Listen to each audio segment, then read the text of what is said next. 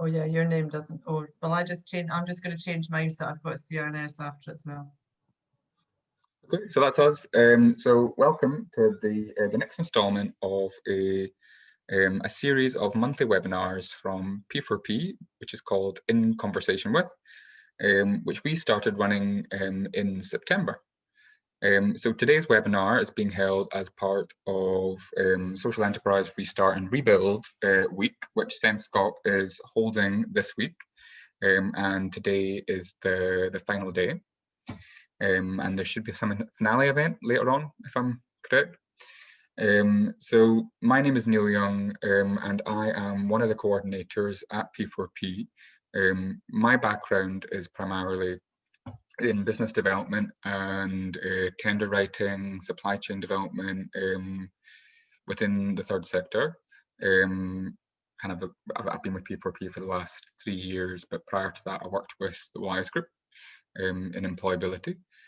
And as coordinator at P4P, I'm responsible for providing one-to-one support to social enterprises, developing running events and training, and developing new resources. In the In Conversation With webinar series, we are joined by a range of individuals and organisations from the social enterprise and wider third sector who are in Scotland, who are collaborating successfully with others or are supporting those who are collaborating. So this could be for a variety of different purposes, but may include to achieve greater social impact, to generate more income, to develop new services, or perhaps respond to an emerging need, such as those needs which have emerged as a result of the COVID-19 pandemic. For the first 2 installments of the In Conversation With webinars, in September, I was joined by Jay Martin from Cooperative Development Scotland. And then last month, I was joined by one of my clients, Hannah, I need to get this right, Justad, it's a Norwegian name, from the Glasgow Arts Partnership. And then in today's webinar, I'm delighted to be joined by Leslie Campbell, who is the Reuse Consortium Coordinator with Community Resources Network Scotland, otherwise known as CRNS, which is Scotland's national membership organisation for community reuse and recycling organisations. So I'll now let Leslie just briefly introduce herself and speak about a bit about her background and her current role. Thanks, Neil. It's a delight to be here this morning. Thank you very much for inviting us to be part of your series of In Conversation With. So I work with Community Resources Network Scotland as the Reuse Consortium Coordinator. My background is is a bit longer than Neil's. So I've got a background in private, public and charitable sector, and also self-employment. I was actually just reflecting this morning that my first job, and I'm not going to tell you when that was, but you'll be able to work it out. My first job was with a pharmaceutical company based in Heriot Watt University in Edinburgh, and my role was the clinical trial supply coordinator. So I seem to have spent my career coordinating things for some reason. But one of the clinical trials that or a few of the clinical trials that we were doing at that time was for AIDS drugs. So that does tell you when it was that I was working there. So that was private sector. I've worked with Stirling Council for a number of years, and then with Lothlorien and Trossachs National Park, which was a joy to be working in. And then I went self-employed and put myself through difficult times for 9 years, but very, very rewarding times for 9 years. And I've currently been with CRNS as the consortium coordinator there for the last 2 years. That's my potted history, Neil. No, well, it's kind of flown by, because obviously I kind of met you a couple of years ago when you first started at CRNS, which it feels kind of recently, actually. It does. I know, and I mean, I should have said that Neil has been a great support, I have to say. I mean, coming into this work, coordinating a consortium that was already established and had a little bit of history and had gone through a tendering process, I was kind of coming in and picking up the reins, and Neil was, and P4P have been a great help to us and a support to us through some of our tendering and logistical things that we've had to sort out. So I'm really pleased to be working with you. Good. Okay. Well, you want me to talk while you're fiddling around with buttons? No, sorry, I was trying to get my my page. Right, so Leslie is going to be speaking about a key element of CRNS's work, which she manages, the CRNS Reuse Consortium. And this is made up of several reuse organisations who provide reuse furniture to local authorities through a national procurement framework, which is known as the Domestic Furniture and Furnishings Framework, which is facilitated through Scotland Excel. So before Leslie's presentation, I am going to provide you with an introduction to P4P in case you're joining today's webinar and don't know too much about us already. There's then going to be a Q&A session following Leslie's presentation. And then please note that you can use the Q&A function at any time, and we actively encourage you to do this to make the webinar as interactive as possible.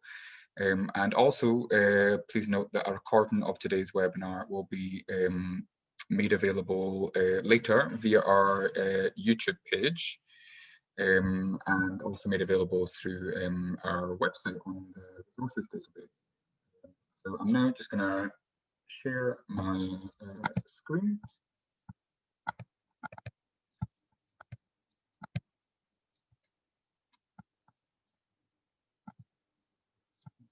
There we are.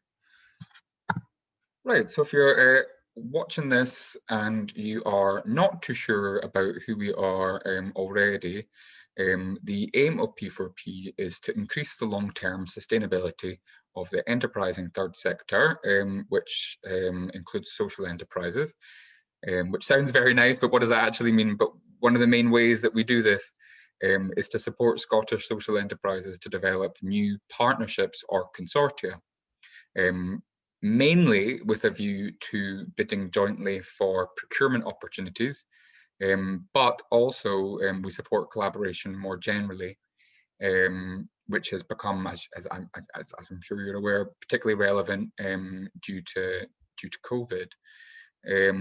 Our core funding is provided through the Scottish Government's social enterprise strategy. So that means that P4P has a Scotland-wide remit. And we are managed by Social Enterprise Network Scotland, otherwise known as SENScot, and governed by a partnership which includes the Scottish Community Alliance and Cooperative Development Scotland, which is part of Scottish Enterprise. So this slide summarises our main activities with the third sector, and most of our activities are with the third sector.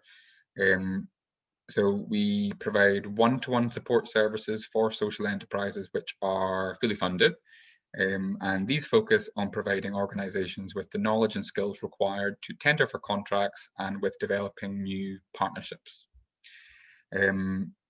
And just underneath that, there are some examples provided there of the kinds of support that we provide. So it includes drafting collaboration project plans. We can support you with drafting a partnership agreement or memorandum of understanding, or maybe improving one that you've developed already. We can provide you with advice on different partnership or consortium models.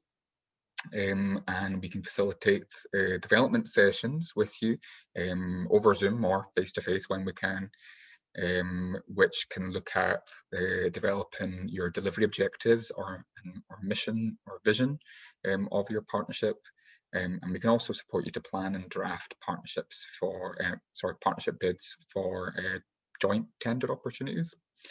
We also run regular events and training sessions. So some of these are funded, like today, and we also provide a range of bespoke charged training sessions.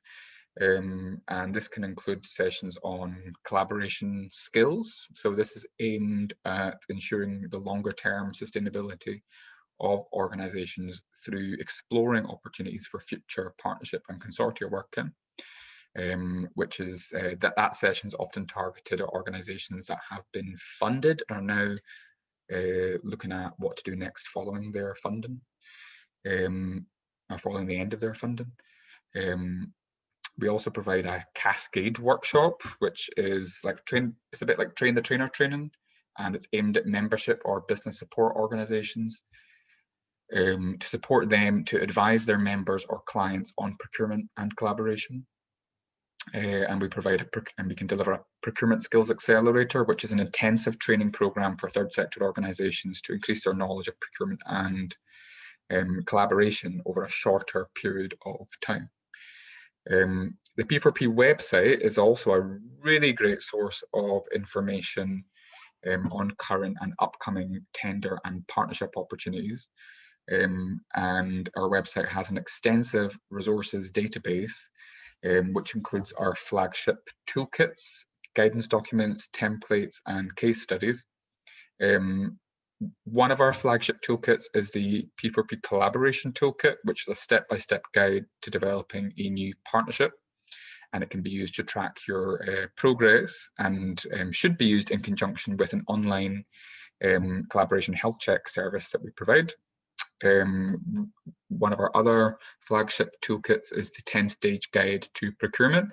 And at the start of the pandemic, we developed a new guide called Collaboration During a Crisis, which looks at developing a collaboration over a shorter period of time, or due to, such as, for example, responding to a need that has arisen through a pandemic, or otherwise.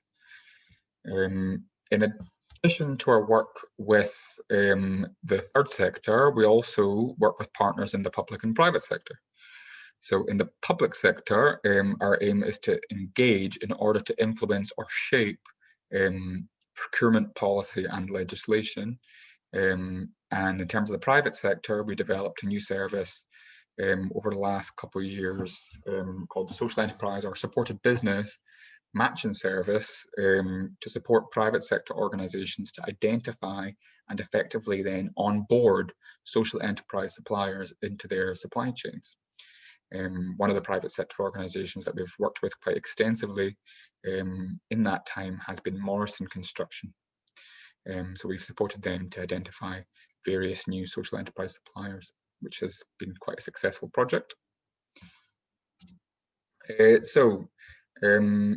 There are a number of different consortium models that you could adopt when you're looking to form a new partnership. So I'm going to go over briefly what the four main types of the consortium models are, and kind of highlight, for example, which one CRNS Reuse Consortium comes under, because that might help you a wee bit with kind of understanding the next part of the webinar. So the first one is a managing agent. So you'll see from that diagram, it's where an organization will bid for a contract and then subcontract 100% of the contract delivery, focusing instead on managing the contract and then acting as the main contact for the buyer. And that's the model that the Reuse Consortium has adopted. This is particularly suitable where there is an existing organization that can act as that managing agent body. So for example, a membership or a kind of an intermediary organization or support organization that would work quite well for. Very similar to the managing agent is the managing provider model. So rather than all of the delivery be subcontracted, with the managing provider model, only part of the delivery is subcontracted. And the managing provider model is probably the most common model for partnership working within the third sector. But it requires obviously an organization that can deliver as well as manage. Another model is what we call the super provider model, and that's where a number of organizations come together to form a new legal body which they all jointly own. And a key example of that type of model would be a consortium cooperative. So that's a type of super provider consortium. Obviously, there are kind of downsides to having to form a new legal body, and it might be something that you might not be interested in because it's more formal, or it has potentially ongoing costs attached to it. Or there might be an obvious lead organisation that could that's available. And then finally, an informal network. So this is where a group of organisations come together to bid for a contract, but there is no legal lead organisation and no new entity formed. So within procurement in Scotland, or procurement rules in Scotland, it is possible to do this. Although for a commissioner, it means they then hold separate contracts with all the different providers. So that is difficult to manage, both from a supplier and a buyer point of view. So I'm now going to hand over to Leslie. So remember that you can post questions at any time using the Q&A function. So Leslie, I think I need to let you be able to share. So you can, Leslie, you should be able to share your screen. Okay, thanks, Neil. Just give me a couple of minutes to sort that out.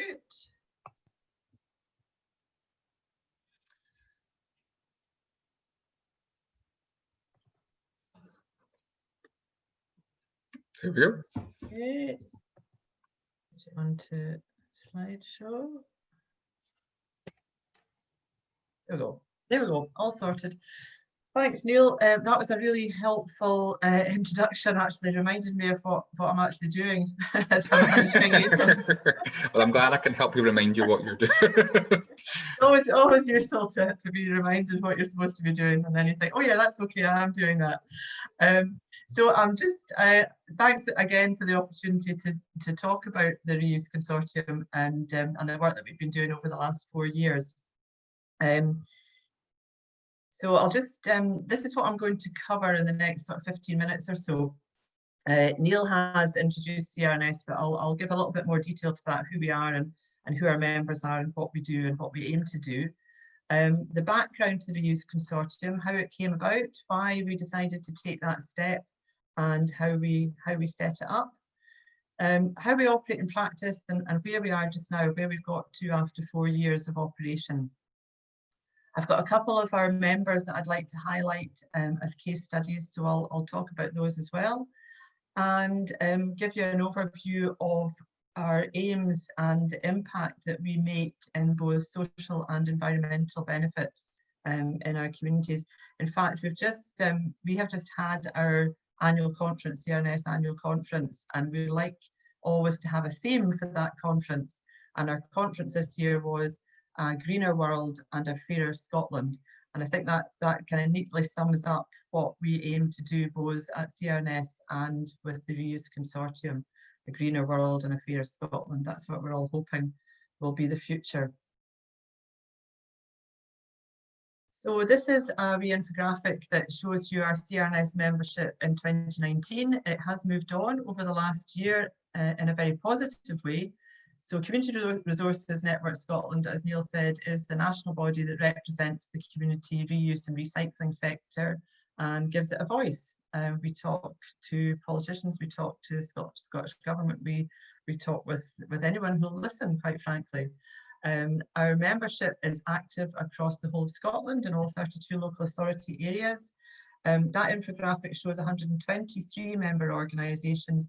We now have over 140 member organisations, so quite a few new members joining, particularly over the last year.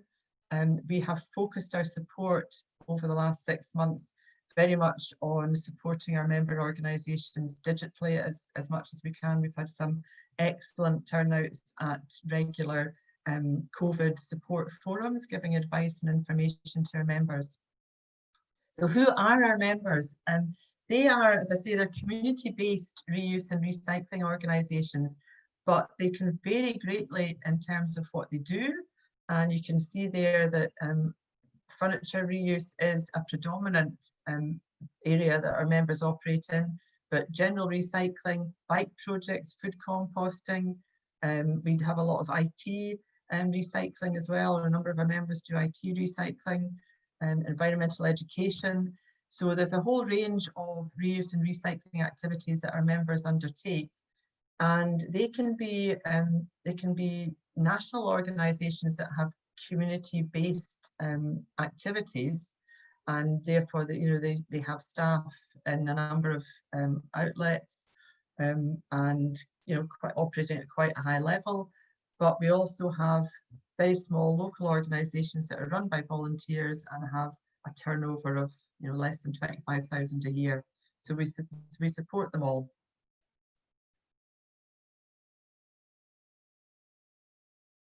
So the background to the Reuse Consortium, why we came about, why we set up a consortium to be able to trade in reuse furniture. Well, as you could see from the previous infographic, over half of our member organisations trade in reuse furniture at some level. So there's a strength in that. We had a base of organisations that were already doing this. So that I think if we look at this through a sort of SWOT analysis, that was seen as a strength. However, they constantly said to us that they struggled with the capacity and the opportunity to secure contracts, and that was mainly contracts with local authorities. The complexity of trying to get into a local authority contract was very time consuming, required technical expertise, and often required a bit of funding commitment as well. So a definite weakness in our members' base there. Scotland Excel, as Neil mentioned, they procure framework contracts on behalf of all Scotland's local authorities, and also they have associate members, which are universities and housing associations. And there was an existing framework contract providing new furniture, offering new furniture to local authorities to purchase, but there was no procurement contract for reuse furniture. So we saw that as an opportunity. However, we also knew, and again, just going back to the difficulty that some of our members had in working with local authorities in the public sector, councils quite rightly can be a bit risk averse, or seen as risk averse. They're responsible to the public, they're responsible for the public pounds, so they have to take care of that, and that can create a slightly risk averse environment.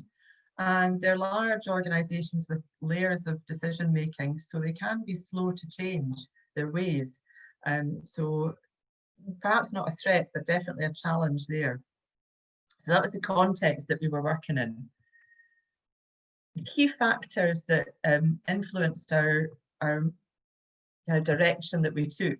We had a number of our members that were had been on this journey and wanted to make it happen. So there was initial commitment there from 3 or 4 key members of CRNS to drive it forward. Now, this is an interesting one. I said CRNS were prepared to put in the resources to support and lead. In effect, we had reserves of funding that we could put into this. Had it not been for those reserves of funding, I wonder whether the decision might have been slightly different. But there was commitment there from CRNS to support its members. There was funding and reserves that we could use to support and to lead this opportunity. We approached Scotland Excel and they were interested, as they always are, in innovation, and in particular in extending choice that they offer to their local authorities. So as I mentioned, there was a framework contract for new furniture. There wasn't a framework contract for any other opportunity, and Scotland Excel were interested in working with us to develop that framework contract and that opportunity. After the initial funding from the CRNS put in to get things started, that allowed us to prepare funding bids, and one of the funding bids we prepared was to Zero Waste Scotland for their Circular Economy Investment Fund. That took over a year to secure that funding. but when we got it through after the first year of operation, it has been extremely helpful to get established. We also had some champions, I've said, some folk and local authorities that understood what we were trying to do and supported what we were trying to do. And that might have been folk in the waste sector of a local authority, in the welfare fund sector, or a local councillor who were supportive of what we were trying to do. And when we managed to get to the stage where we had the consortium set up and we had our business in place, we had those local authorities to get us started. So where are we now? 4 years on, my goodness. Yeah, so established for almost 4 years to the day, the consortium, November 2016. And we started with 16 members. I said that there was a few key members to start with that were really keen to make this happen. But as you'll remember, we have about 140 member organisations, 70 odd of them dealing with furniture reuse. So we reached out to them and said, this is what we're doing, this is where we're hoping to go with this. Would you like to be part of the consortium? And there was a great interest. I think we did punt it slightly optimistically, I think. We had, as I said, we had some good leads with local authorities. We knew we were going to get off to a good start. And that encouraged member organisations to come forward and join the consortium. But the truth of it is that unless you've got business for those consortium members, they will not stay as part of the consortium. So unfortunately, some of our original consortium members, the projects have actually ceased to exist, or the organisations have ceased to exist. We did go down to 8 consortium members at one point, and we're now back up to 11, but they're all active and they're all getting something out of the business that the consortium does, which is quite a key thing. A key thing obviously was securing business for the consortium. We secured a place on the Scotland Excel framework contract. That's like 8 words that describe about a year of, or eight weeks at least, of intensive work. And I know Neil was involved in that. I wasn't initially, but I know it was a very intensive process. That contract was initially for 2 years, and it's been extended to 4 years. It should have come to an end this month, but it was extended for 3 months due to COVID. And Neil, you will possibly know, I know now, that the tender came out today. I did not know that. I got a text from Scotland Excel to tell me that the tender is out today. So we are about to go into a re-tender process for the new contract. We're working with 6 local authorities and 1 housing association, Link Housing Association. So out of 32 local authorities and a good handful of housing associations, that's not ideally where we would want to be. We would want to be doing business with more local authorities, and certainly be very interested in exploring with other housing associations how we can work with them. Our Zero Waste Scotland funding, as I said, that was 3-year funding. That comes to an end at the end of December, but we have worked towards being financially sustainable without that funding, and we will be financially sustainable in the future. So our operation, as Neil's explained better than I can, CRNS is the managing agent for the consortium.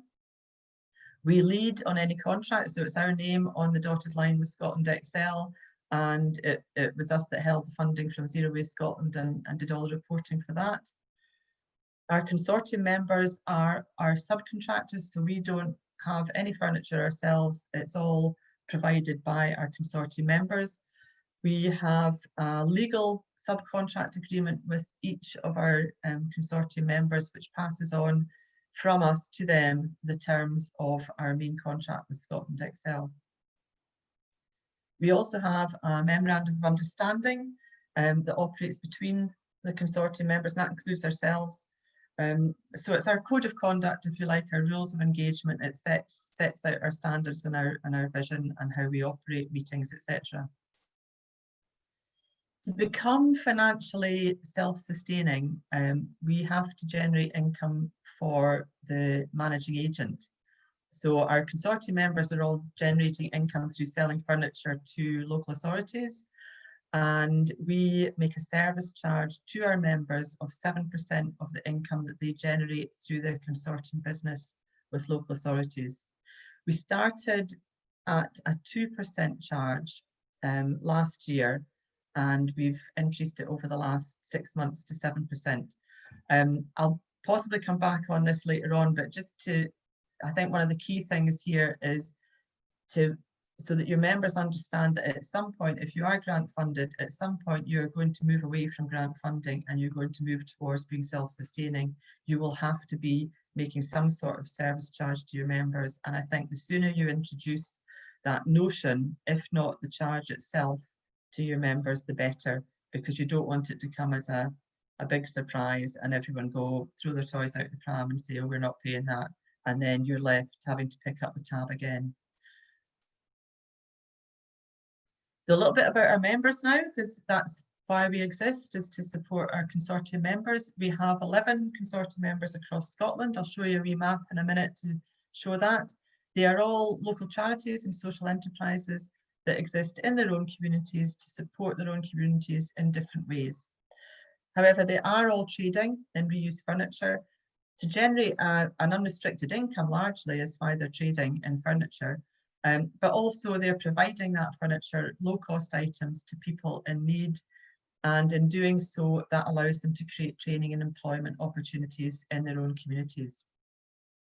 So a couple of examples. Well, first of all, here's the map that just shows where our members are based. So from Peterhead in the north, in a lovely diagonal line right across the middle of Scotland and down to Stranraer in the southwest.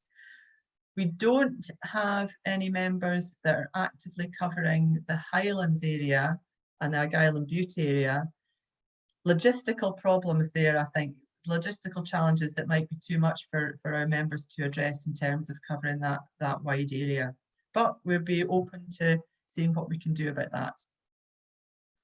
So I'd like to highlight a couple of our members, the first being our Peterhead-based consortium member, Stella's Voice. And you can see there from their van that it says what they do. They protect the world's most vulnerable from human trafficking. They're based in Peterhead, but they do a lot of work in Moldova. So going back to 1996, when the end of communism, and a venture into the Eastern Europe showed the terrible things that were happening to young people, particularly orphans from previous conflicts, that were very vulnerable and were being trafficked. And the charity was established to support those young people, set up the first home that they set up for young girls. They needed to furnish it. So they put out an ask locally back home in Scotland for furniture that they could take to Moldova to furnish the home, and they were inundated with offers of reused furniture. So they've continued to support their main aim in Moldova, but they now have a very large, and you saw on that previous slide, they have a very large reused furniture premises just outside Peterhead, the Barn it's called. They provide low-cost furniture and household items for local families. They work with Fair Share to distribute food to local food banks, and that was increasingly needed, obviously, over the last 6 months when the first lockdown came. They work locally with Her Majesty's Prison Peterhead, providing work experience for prisoners, repairing white goods and preparing other reuse items for resale. As a consortium member, they provide to Aberdeenshire Council, and in the last year they traded over £25,000 of reused furniture for Aberdeenshire Council's temporary accommodation. Again, at the start of lockdown, that became extremely important for Aberdeenshire Council to have a local provider of furniture.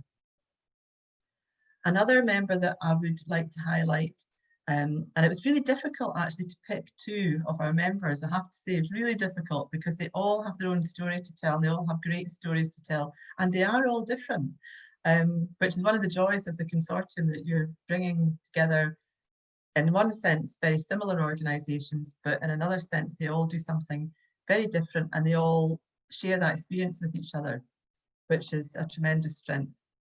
So Castle Furniture Project, Castle Enterprise Scotland are based in Fife. You see there their showroom for the furniture in Glenrothes, and one of the members of staff standing outside their premises at Cooper. So they were established in 1993. Their aims, as taken from their aims and objectives, are to promote inclusion. They empower individuals who are affected by mental health. So they are a mental health charity, and those affected by poverty and social injustice.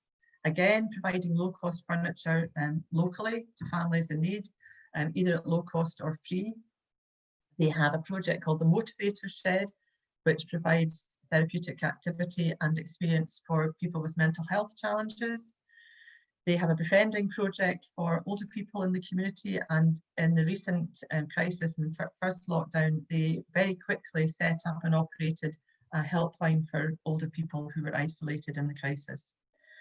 They are one of two consortium members that operate to supply Fife Council. The other one is Furniture Plus, based in Kirkcaldy, and Castle Furniture traded £84,500 last year with Fife Council, providing furniture and white goods for Scottish Welfare Fund clients. So I picked these two members because they're both doing a slightly different type of trade with the local authority. So Stella's Voice is working with the temporary accommodation and homelessness team, whereas Castle Furniture are working with the Scottish Welfare Fund team. So they are slightly different bits of the council, but both requiring and using reused furniture.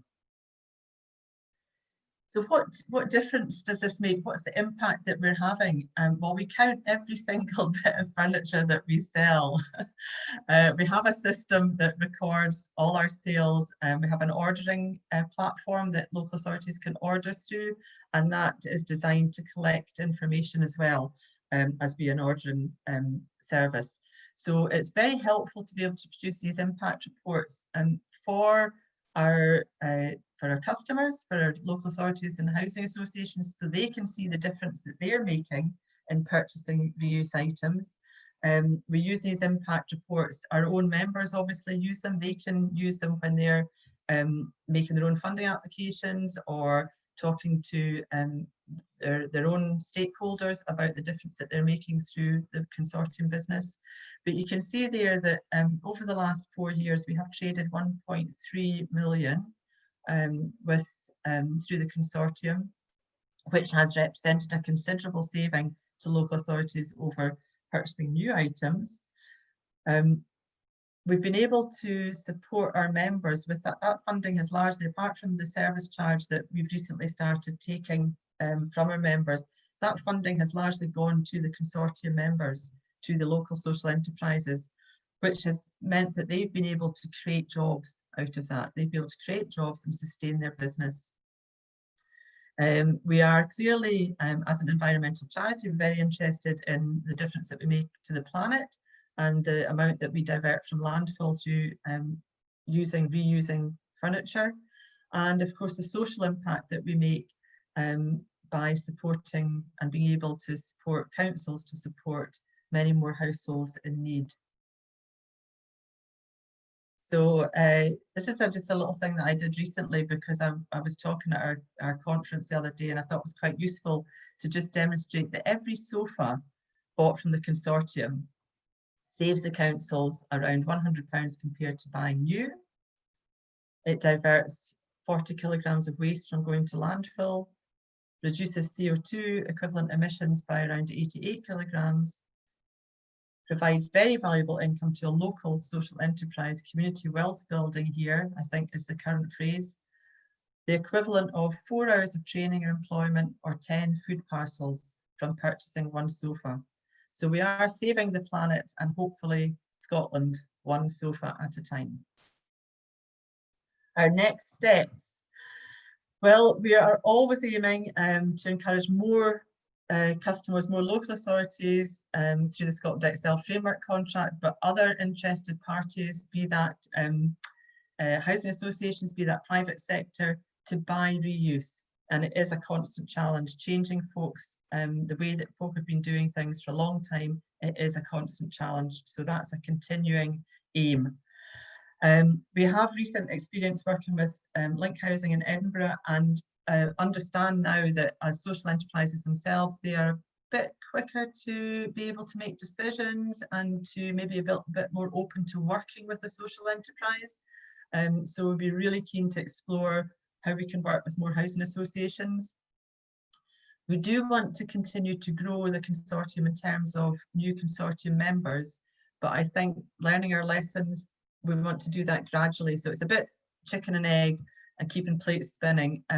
There's no point in bringing on a new consortium member if we're not fairly confident that they can get some business out of the consortium, because there are challenges. Although they wouldn't be paying any service charge fee unless they started to generate an income, they do have to pass a certain standard to become a consortium member. So it's important just to do that at their pace.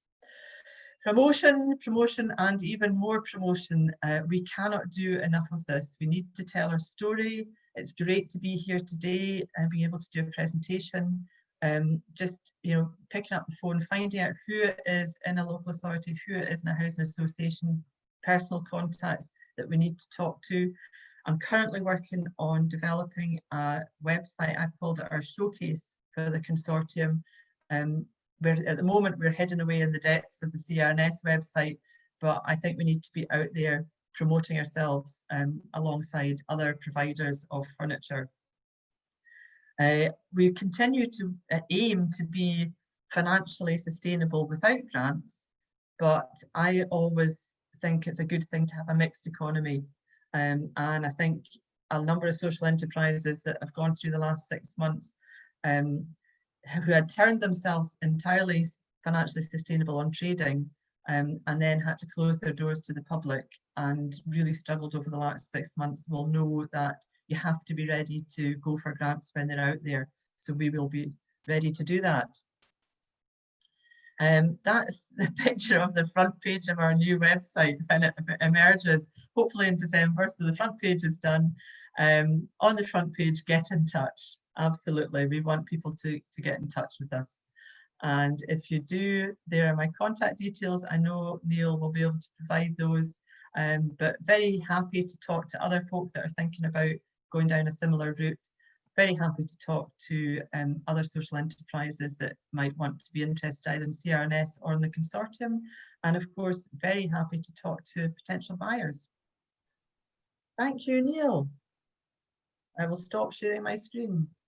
Great, thank you, Leslie. I thought that was really, really interesting, and I kind of thought that I knew, quite a lot about you guys already, and you've very much kind of proved me wrong and added some stuff there which I did not know and was really interested to hear. I love kind of saving the world one sofa at a time. That's my favourite strap line at the moment. And I thought those figures were fascinating.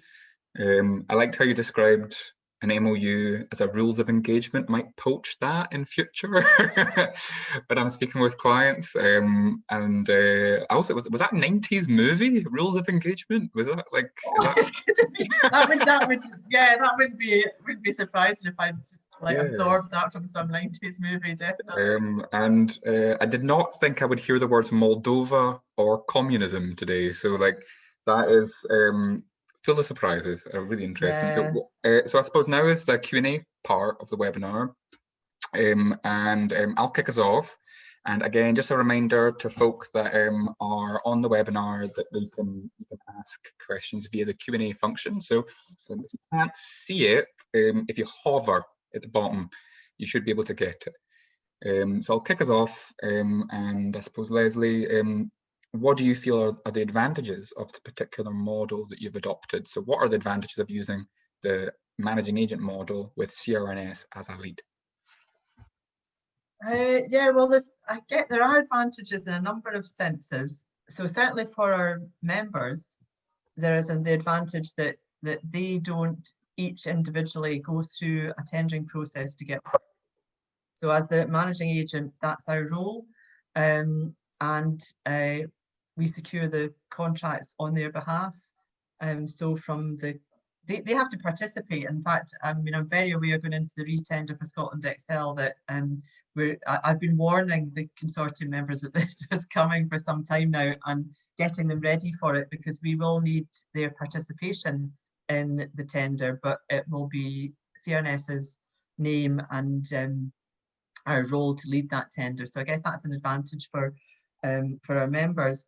I think for people that are buying, for commissioners, definitely having one key point of contact, I think, must be very helpful. So they know, you know, they can see the consortium as a whole, and if they go onto a consortium website that will be there in a month's time, they will see the range of organisations that are in the consortium, but they don't need to work out who it is that they have to contact. They contact the managing agent, and we take it and we support them from there.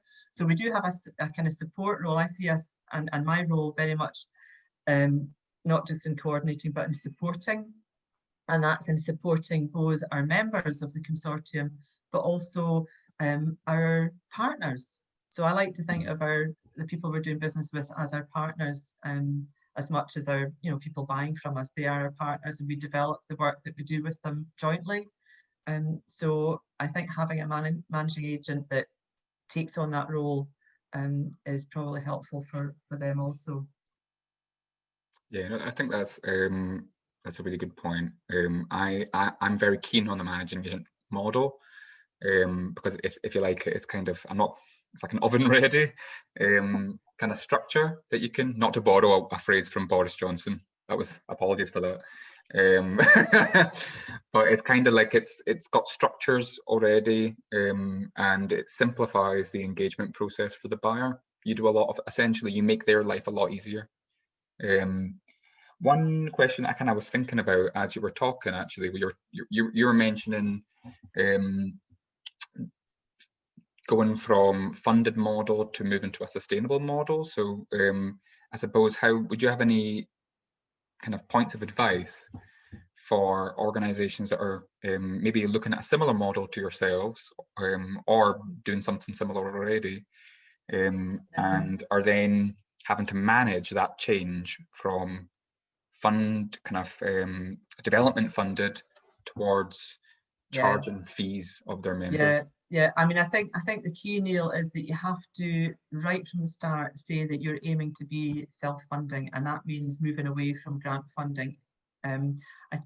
It's definitely not been a mistake the way that we've gone. It was just circumstances that CRNS had some capacity in reserves and funding reserves, and generating or accessing funding was going to be a year-long process to get the funding from Zero Waste Scotland. So we had to put funding in right at the start. Now, there was nothing wrong with that, but you don't want to be stuck with that forever, because, you know, therein lies disaster, quite frankly. And it's unfair to the rest of as a membership organisation. We would be seen to be supporting one sector of our membership more than other sectors of our membership. So putting in our own funding was fine, but you definitely have to make sure that you're not tied to that. Securing funding from other agencies, ours was through Zero Waste Scotland, incredibly helpful to get started. But you have to do that in a financial model that tapers out the external funding and brings in your own generated funding. So I would say that the main lesson is have a financial model that, as far as you can, predicts how you're going to become self-sustaining, and also that that's the route that you say you're going down right from the start, so that your members are not suddenly hit with this, oh, I've got to pay for this service now. I thought we were getting it for free. We started charging 2%. We talked to our members and we said, if we start charging 2% for the first 6 months and then we build it up, we see how it goes. And 7% is what is written into the subcontract agreements at the moment, and that can be changed by mutual decision, but I don't envisage that it would be over the next short term anyway, medium term. I think that's really good advice, especially organisations that are looking at getting some development funding. So we've got some questions from attendees. So I'll endeavour to ask at least 2 or 3 of these before finishing off today. So I'll ask one. What might encourage local authorities to purchase more reuse furniture? That's a tough one, isn't it? I've gone straight for the jugular. If I knew the answer to that, then we'd be working with all 32 local authorities. I mean, you know, the arguments are all there, and they have been there right from the beginning, and they've become more and more pertinent over the last 4 years. You know, the arguments for having a more circular economy. We've got a climate change crisis on our hands that we need to address. Okay, we've had the pandemic crisis has come and hit us between the eyes, but that hasn't made the climate crisis go away. It's still there. And you know, as I said, our conference over the last 3 days has been about a greener world and a fairer Scotland. So the arguments for public procurement to be directed towards both those aims, greener and fairer, are embodied in purchasing reuse as a first option. So I would love to see local authorities across Scotland consider reuse first, rather than as as a second option, if you like, or not an option at all. So in terms of how we convince them, as I say, the arguments are all there. Local authorities have got procurement potential to purchase reuse. They just need to use it. The arguments for community wealth building are all there. I think we now have 6 pilot local authorities across Scotland. I can't remember which ones they are. I know Clackmannanshire is one near to me, who are pilots in community wealth building. Community wealth building is about procuring local, keeping wealth in communities. That's what this is all about. So it's just the difficulty with local authorities, and I know, as I said, I've worked in Stirling Council for 10 years. I know what it's like. I mean, we're working with some, currently we're working with some incredible individuals, people who are committed, dedicated, visionary, but they work in largely clunky organisations. Local authorities are a bit like battleships. Once you get them going in one direction, it's very difficult and time consuming to turn them round.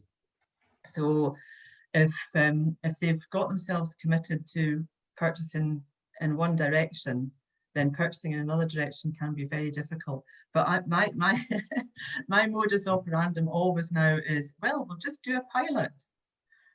So try it. So rather than trying to turn the whole battleship round, if we can just put a wee pilot ship out from the front and take that off in another direction, maybe that'll start the boat. I've got too many metaphors going on here. It's great. I think when you talk about pilots there, actually, I can relate to that. So I'll ask, I think, maybe 1 or 2 more questions if we've got time. So we've got a question in from Colin Love from South Ayrshire Council, and he's asked a question that I was actually thinking about asking. So I'm killing 2 birds with 1 stone. So he's asking, kind of, given the resources and infrastructure of both kind of yourself as a membership organisation and your members themselves, are there other service areas the consortium can move into? So, you mentioned private sector, I suppose you mentioned commercial, and I was thinking maybe like commercial furniture as well. There's potential for that. Yeah, I mean, it's interesting. We have thought about commercial furniture. It's a real difficult one. I guess right at the moment, and in fact, I know that Stella's Voice have just cleared 2 oil company offices in Aberdeen of furniture, and have been lucky enough to get their hands on a large warehouse for 6 months to store the furniture in. But commercial furniture is a difficult one. You need storage capacity. It tends to come at you all at once, like an office clear out. So you need to be able to store it. So I think it's not, we wouldn't rule it out completely, but it's not our current aim. I would say we need to, I think at the moment we're going in the right direction with the furniture provision that we're doing. So I think at the moment, but we're not averse to talking to individual local authorities, Colin. And yeah, I suppose you also mentioned about, in terms of kind of growing the consortium, housing associations, and housing associations share many of the values that ourselves in the social enterprise sector share, because they are also part of the same sector. Yeah. Mostly. No, housing associations, I think Link Housing Association in Edinburgh approached us. They are actually a member of CRNS. We have obviously we've got membership for community-based organisations, but we also have supporter membership level, and a number of local authorities and housing associations are supporter members of CRNS. So Link Housing Association have been part of CRNS, if you like, for a number of years, and have known about the consortium. And they recently entered into a contract with Edinburgh City Council to provide 200 homes for their private sector leasing scheme, and wanted to explore the option to furnish those homes with reused furniture. And the asset acquisitions manager from Link Housing, I mean, this is where just sometimes things fortuitously fall into place. She had actually, when she set up her first home, had purchased from one of our consortium members her own furniture for her first home. So she herself was committed, or certainly a supporter of reused furniture. And I think that sometimes you need to get over the perceptions, and it's personal. It can often be, it's not organizational perceptions of reuse, it's personal perceptions of reuse, because people, organizations make the big decisions, but people make the operational decisions. And if somebody's just, reuse is not their thing, then that can often be enough to put the organization off the track of choosing reuse. So Link, as I say, the manager that approached us was herself very keen on it. We've been working with Link now for a 3-month pilot, doing 10 properties. It's gone really, really well, and we're now rolling that out to the full 200 in Edinburgh with our consortium member Foursquare in Edinburgh, homelessness charity. I think that's some good points you raised there, because you mentioned it, kind of practicing what you preach, and also I think you kind of touched on the fact that it really comes down to some particular individuals that are passionate or committed to this kind of area. Yeah. So sadly, that's kind of all we have time for today. Special thanks to Leslie for taking part in today's session, and to the attendees that are watching. I thought a lot of what you've mentioned is really, really interesting. And you've done, the consortium's kind of going from strength to strength, and it'll be really interesting to see where you go in future as well. So check out the P4P website to access any of the resources that I mentioned earlier in the webinar, and understand what services we offer. There's a contact us form on the website.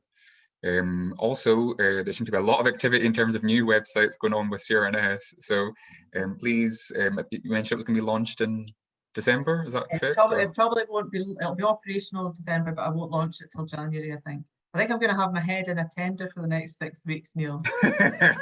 Well, I can very much relate to that.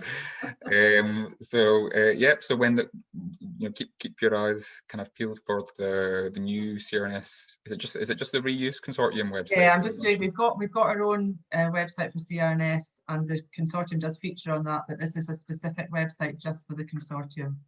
Okay, I think that's a pretty good idea. So kind of keep your eye out for that. And there is a kind of a page just now on the CRNS website, am I correct? Yeah, there is. Yeah. So again, a recording of today's session is going to be made available later in case you've kind of either missed the start of it, or you want to go over any of the points raised. It will be on our YouTube page and through our website, and we'll also send these slides through to the attendees. Again, because I thought there was a lot of interesting information included within your slides, Leslie, that I'm sure will interest some of the attendees. And next month's webinar is going to feature a mail word from Scottish Mediation. and this one's going to be facilitated by my colleague Claire. So that's me off the hook for the next for a couple months. And May's main focus is on the promotion and development of mediation in the third sector across Scotland. And I think at P4P, we believe that this can be particularly useful for organisations who are collaborating. So it's approaching collaboration from quite a different angle. So we're actually talking about where there's potential issues in a collaboration and then how you could actually resolve that through mediation. And then you can sign up for that via the P4P events page on our website and our Eventbrite page. So I think that's everything I covered. So again, thank you both to Leslie and to the attendees for some interesting questions. Okay. Thank you. Enjoy your day, everyone. See you later. Bye.